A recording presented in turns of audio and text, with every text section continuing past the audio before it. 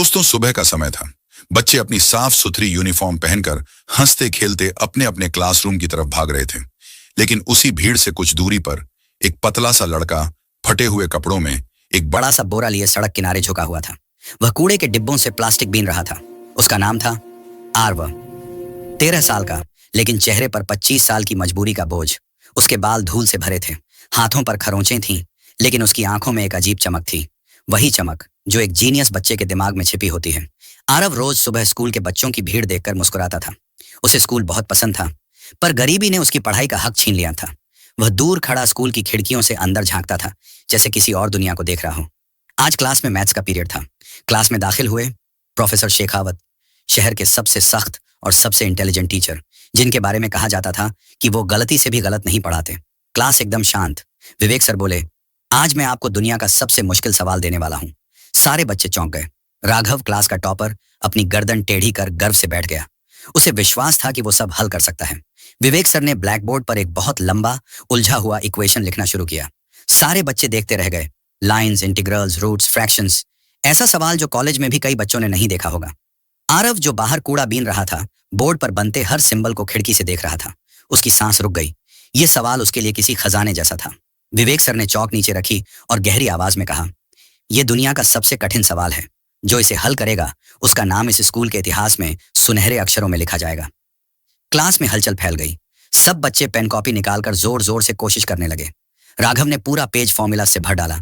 मिथिला ने कैलकुलेटर निकालने की कोशिश की तो सर ने डांट दिया। क्लास की हवा तक भारी हो गई। 20 मिनट बीत गए। सर एक एक कॉपी देखते गए। हर जगह गलतियां। सर बोले, जल्दबाजी नहीं करनी, इसे अपनी कॉपी में उतार लो। जो इसे कल तक हल करेगा, मैं उसे इनाम दूंगा। घंटी बजती है। बच्चे अपनी कॉपी लेकर भागते हैं। सबके चेहरे पर चिंता थी। यह सवाल सॉल्व कैसे होगा? स्कूल की छुट्टी हो चुकी थी। बच्चे अपने बैग झुलाते हुए गेट से बाहर निकल रहे थे, लेकिन बाहर एक ही बच्चा था जो कहीं नहीं जा रहा था, आरव। वह बच्चे नहीं, ब्लैक बोर्ड को देख रहा था। जब आखिरी बच्चा निकल गया, आरव धीरे धीरे खिड़की की ओर करीब गया। उसने झुककर पूरा सवाल देखा। हर एक सिंबल, हर एक संख्या, हर एक पैटर्न उसने अपने छोटे छोटे दिमाग में स्कैन कर लिया। आरव ने अपने आप से फुसफुसाया, यह तो मुश्किल है, पर नामुमकिन नहीं। वह अपने बोरे को उठाता है और तेजी से अपनी झुग्गी की तरफ दौड़ता है। आरव की झोपड़ी झुग्गियों की अंतिम कतार में थी। टूटा दरवाजा, लीक करता छप्पर, अंदर एक मिट्टी का चूल्हा और टूटी चारपाई। माँ बाहर मजदूरी पर गई थी। आरव सीधा बाथरूम में गया, जिसकी दीवार पर पहले से पुराने इक्वेशंस की इबारतें लिखी थी। उसने दीवार पर कोयले से स्कूल वाला सवाल बड़े ध्यान से लिखा। दीवार पूरी काली पड़ गई, लेकिन आरव की आंखों में रोशनी बढ़ती गई। वह घंटों बैठा रहा। पहले एक गलत रास्ता, फिर दूसरा गलत रास्ता, फिर तीसरा रास्ता। पर अचानक उसके चेहरे पर हल्की मुस्कान आई। उसे पैटर्न दिख गया। दीवार पर उसकी उंगलियां नाचने लगी। सिंबल्स, नंबर्स, लॉजिक, सब उसकी पकड़ में आने लगा। 2 घंटे, 3 घंटे, 4 घंटे। आखिरकार वह खड़ा हुआ और मुस्कुराया। हो गया। उसने दुनिया के सबसे कठिन सवाल का बिल्कुल सही सॉल्यूशन निकाल लिया था। उस बच्चे ने, जो कभी स्कूल में गया भी नहीं था, अगले दिन अभी कोई बच्चा स्कूल नहीं पहुंचा था। गेट पर गार्ड भी झपकी ले रहा था। आरव मौका देखकर दीवार कूदकर अंदर घुस गया।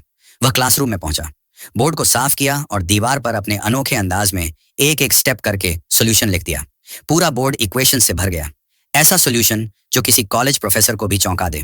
नाम नहीं लिखा, कुछ नहीं, बस जल्दी से बाहर निकल गया और स्कूल के बाहर की अपनी वही जगह पर कूड़ा बीनने लगा।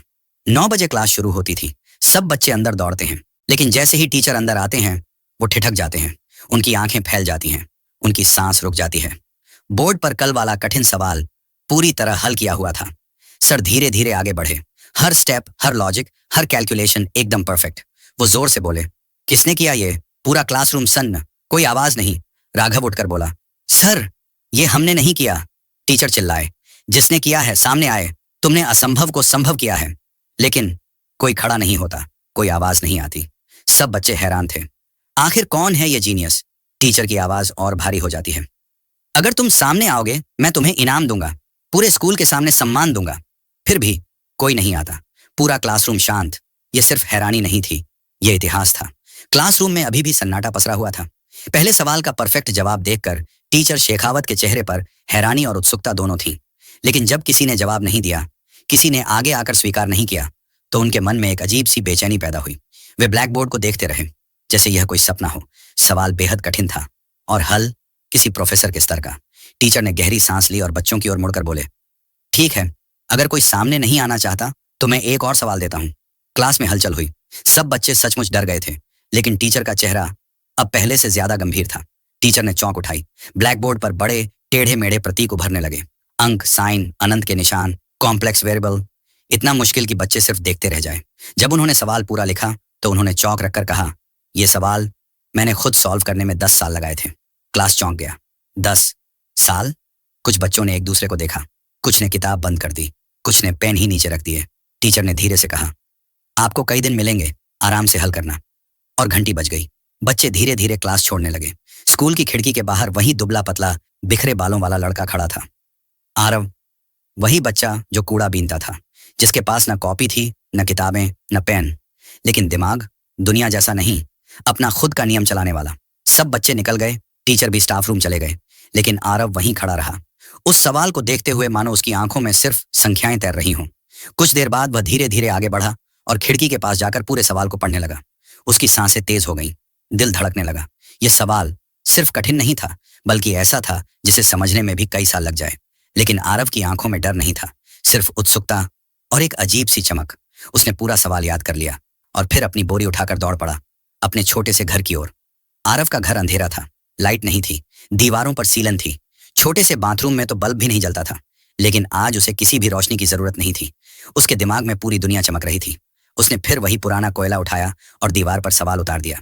दीवार पर संख्याएं फैलने लगीं, कहीं जटिल समीकरण, कहीं त्रिकोणमिति, कहीं अनंत तक जाती श्रृंखलाएं।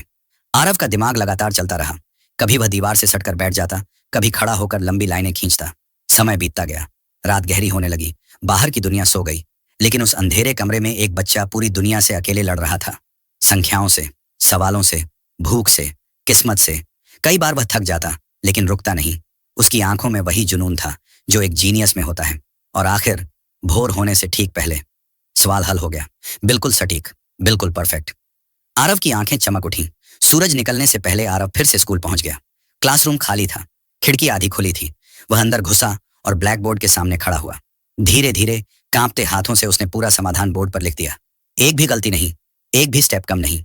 काम पूरा होते ही उसके चेहरे पर संतोष था, लेकिन उस संतोष के पीछे डर भी, कहीं कोई पकड़ न ले, कहीं कोई पूछ न ले। वह बाहर निकलने लगा, तभी पीछे से आवाज आई, रुको। वह जम गया। उसका दिल एक सेकंड के लिए धड़कना ही भूल गया। मुड़कर देखा, टीचर शेखावत दरवाजे पर खड़े थे। आरव डर के मारे कांप गया। उसके पास कुछ कहने लायक शब्द नहीं थे। वह बस भाग गया, पूरी ताकत से, तेजी से, जैसे उसकी जान खतरे में हो। टीचर ने पीछा करने की कोशिश की, लेकिन वह झुग्गियों के बीच दौड़ता हुआ पल भर में गायब हो गया। वे धीरे धीरे ब्लैक बोर्ड की ओर बढ़े। उनकी सांस तेज हो रही थी, आंखें फैलती जा रही थीं, और जब उन्होंने पूरा हल देखा, वे स्तब्ध रह गए। पूरा समाधान बिल्कुल सही, पहले से भी ज्यादा शानदार। टीचर के होंठ कांप रहे थे। जिस सवाल को सॉल्व करने में मुझे खुद 10 साल लगे, वह उसने एक दिन में कर दिया। ये कौन है? कौन है ये बच्चा? स्कूल में पढ़े बिना, कागज कलम न होते हुए भी ऐसे सवाल हल कर रहा था। यह बच्चा सिर्फ जीनियस नहीं था, यह तो चमत्कार था। टीचर शेखावत ब्लैक बोर्ड के सामने खड़े थे। उनकी आंखों में अभी भी वही हैरानी थी, वही बेचैनी, और अब एक नया एहसास, सच जानने की जलती हुई प्यास। कुर्सी पर बैठने की कोशिश की, पर बैठ नहीं पाए। मन में बस एक ही बात गूंज रही थी, वो बच्चा कौन था? अभी कुछ ही मिनट पहले एक दुबला पतला लड़का उनके सामने खड़ा था, घबराया हुआ, कांपता हुआ, और फिर पत्ते की तरह उड़कर भाग गया। कौन सा स्कूल का बच्चा ऐसे सवाल हल करता है जिन्हें समझने में बड़े बड़े डॉक्टरों और प्रोफेसरों को सालों लग जाते हैं? कौन सा छात्र सुबह 5 बजे स्कूल में होता है? कुर्सी पर बैठे बैठे उनकी आंखें गीली हो गईं। उन्हें महसूस हुआ, यह लड़का अपनी दुनिया से लड़ रहा है, और शायद उन्हें उसकी जरूरत है। दोपहर तक टीचर ने कई बच्चों से पूछा, सुबह कोई जल्दी आया था? किसी ने किसी को देखा? सबका जवाब एक जैसा, नहीं सर। कोई उसे नहीं जानता था, कोई उसे पहचानता नहीं था। यह सिर्फ एक बात साबित करती थी, वह इस स्कूल का बच्चा नहीं है। टीचर को अब लगने लगा, सच का रास्ता स्कूल के बाहर है। लंच टाइम होते ही वह स्टाफ रूम से पानी की बोतल लेकर स्कूल के पिछले गेट से बाहर निकल गए।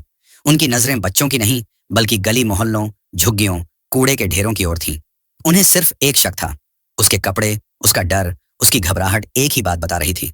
सूरज तेज था, गर्मी में हवा भी थकी थकी लग रही थी, लेकिन टीचर की चाल धीमी नहीं हुई। वह छोटे संकरे रास्तों में चले, जहां बच्चे खेलते नहीं, काम करते हैं। कूड़े की बदबू से भरी गली, टूटी फूटी झुग्गियां, ऊपर लटके हुए तार, हर तरफ गरीबी का घुटन भरा माहौल। एक जगह कुछ बच्चे बोरी लेकर प्लास्टिक छांट रहे थे। टीचर ने धीरे से पूछा, तुम में से कोई सुबह स्कूल के पास था? एक लड़का, दुबला पतला, फटे कपड़े, क्या तुम जानते हो? बच्चों ने चुपचाप सिर हिलाया। कुछ ने डरे हुए चेहरों से बस उन्हें देखा। फिर एक छोटे लड़के ने झिझकते हुए कहा, सर, वो आरव होगा शायद। टीचर की सांस रुक गई। आरव कहाँ रहता है? बच्चे ने एक उंगली उठाकर झुग्गियों की गहराई की ओर इशारा किया। वो पीछे वाली लाइन में, उसके घर में लाइट भी नहीं है सर। टीचर वहां पहुंचे जहां बच्चों ने बताया था। एक छोटी सी झुग्गी जिसकी आधी दीवार खड़ी थी, आधी टूटी हुई। कोई दरवाजा नहीं, बस एक पुराना पर्दा। भीतर से कोई आवाज नहीं आ रही थी। टीचर ने हल्के से पर्दा हटाया और जैसे ही अंदर देखा, उनके पैर जमीन पर जम गए। दीवारें, पूरा बाथरूम छोटी सी स्लेट की तरह भरा हुआ था। कहीं समीकरण, कहीं त्रिकोणमिति के निशान, कहीं लंबी लंबी कैलकुलेशन, कहीं ग्राफ, कहीं अनंत श्रृंखलाएं, कोयले से लिखे हुए, कुछ मिटे हुए, कुछ गहरे। ये किसी गरीब के घर की दीवारें नहीं थी, ये किसी जीनियस का मन था। टीचर की आंखें भर आईं। ये बच्चा यहां पढ़ता है? उन्होंने कांपते हाथों से दीवारों को छुआ। हर निशान एक कहानी कह रहा था, सपनों की, संघर्ष की, अकेलेपन की। और तभी पीछे से धीरे धीरे चलने की आवाज आई। टीचर मुड़े। दरवाजे पर वही लड़का खड़ा था, आरव, थका हुआ, धूल से भरा हुआ, कांपता हुआ। उसकी आंखों में डर था, पकड़े जाने का नहीं, छिपे रह जाने का। टीचर ने कुछ कहना चाहा, लेकिन शब्द गले में अटक गए। फिर टीचर ने धीमे से कहा, आरव, ये सब तुमने हल किया? आरव ने नीचे देखा, धीरे से सिर हिलाया। उसकी आंखें भर आईं। सर, मैंने कुछ गलत तो नहीं किया ना? इतना सुनते ही टीचर की आंखों से आंसू गिर पड़े। उन्होंने आगे बढ़कर आरव के कंधे पर हाथ रखा। गलत? आरव, तुमने तो वो किया है जो पूरी जिंदगी में शायद मैं भी ना कर सकूं। आरव ने पहली बार सर उठाकर टीचर को देखा। वो नजरिया डर और उम्मीद का मिश्रण था। और टीचर ने पहली बार महसूस किया, ये बच्चा सिर्फ जीनियस नहीं, ये भारत का खजाना है। उनका दिल भारी होने लगा। एक स्कूल के टीचर के लिए किसी बच्चे में इतना टैलेंट हो देखना जैसे किसी को सोने की खान मिल जाना हो। उन्होंने धीरे से कहा, आरव, तुम्हें पता भी है तुमने क्या किया है? आरव ने जमीन पर नजरें गड़ा ली। न वो हाँ बोला, ना, बस चुप। टीचर ने धीरे धीरे उसके करीब जाकर कहा, ये दीवार, ये कैलकुलेशन, ये किसी भी स्कूल के टॉपर से ऊपर है। आरव की आंखें भीगने लगीं।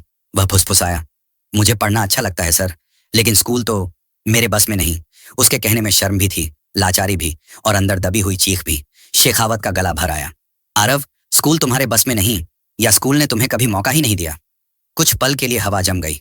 आरव की आंखों में यादों की परतें टूट पड़ी। उन दिनों की जब उसने बच्चे को किताब पकड़े देखा था, जब वह स्कूल के बाहर खड़ा होकर खिड़की से झांकता था, जब उसे कूड़ा बीनने जाना पड़ता था, जबकि उसकी उम्र खेल की थी। उसकी आवाज कमजोर थी। घर में खाने को भी मुश्किल से मिलता है सर, स्कूल की फीस कहां से आएगी? टीचर की मुट्ठी भींच गई। इतने टैलेंट का बच्चा सिर्फ पैसे की वजह से पढ़ नहीं पा रहा। यह अन्याय था, खुला हुआ, नंगा, कड़वा अन्याय। उन्होंने तुरंत कहा, तुम कल से मेरे स्कूल में पढ़ोगे आरव, फीस की चिंता मत करो, मैं संभाल लूंगा। आरव चौंक गया। उसकी सांस जैसे अटक गई। सच में सर? हाँ, सच में।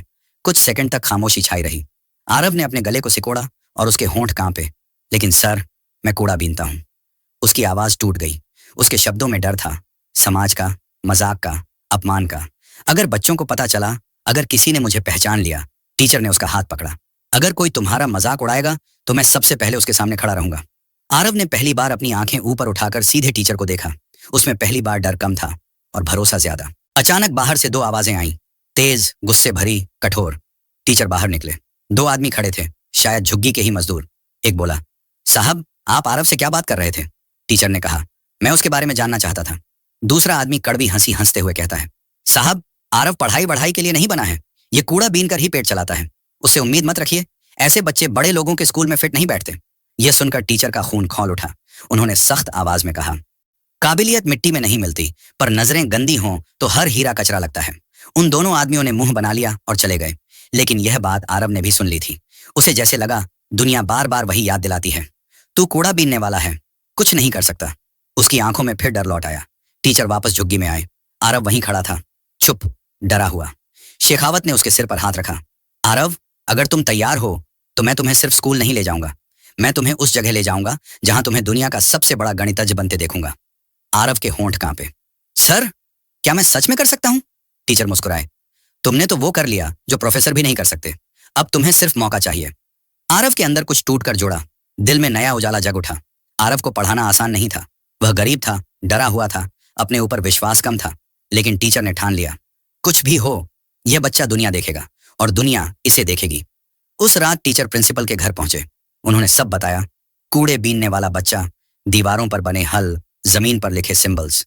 सर, हमें उस बच्चे को आगे बढ़ाना चाहिए। वो बच्चा हिंदुस्तान का खजाना है।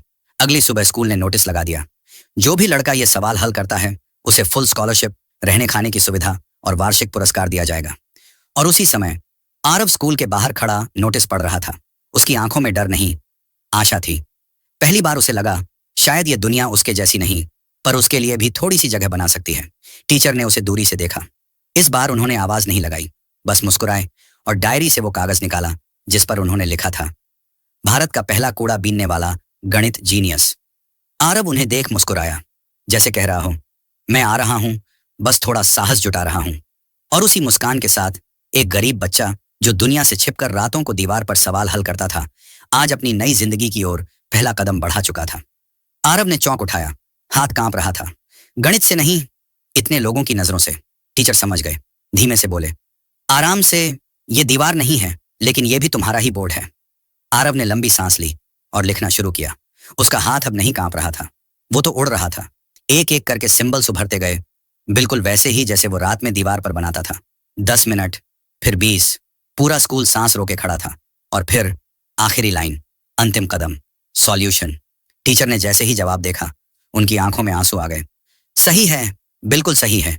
बच्चों में से किसी ने ताली बजाई, फिर बाकी ने, फिर पूरी क्लास ने, फिर पूरा स्कूल तालियों से गूंज उठा। आज पहली बार किसी ने कूड़ा बीनने वाले बच्चे की तारीफ की थी, और वो भी जोरदार। प्रिंसिपल दौड़ते हुए आए, इस बच्चे को आज से हमारा स्कूल, हमारा हॉस्टल, हमारा खाना और हमारी सारी सुविधाएं फ्री में मिलेंगी। आरव कांप गया। मैं यहां पढ़ सकता हूं? टीचर ने उसके कंधे पर हाथ रखा। तुम सिर्फ पढ़ोगे नहीं, तुम दुनिया को पढ़ाओगे। उस दिन स्कूल से निकलते समय आरव के हाथ में बोरी नहीं थी। उसने उसे वहीं छोड़ दिया, कूड़े के पास, उसी जगह जहां उसकी किस्मत कभी पड़ी थी। अब वो बोरी नहीं उठाएगा, अब वो समीकरण उठाएगा। अब वो कूड़ा नहीं बीनता, ज्ञान बीनता हुआ लड़का था। और इस तरह एक कूड़ा बीनने वाला बच्चा भारत का सबसे बड़ा गणित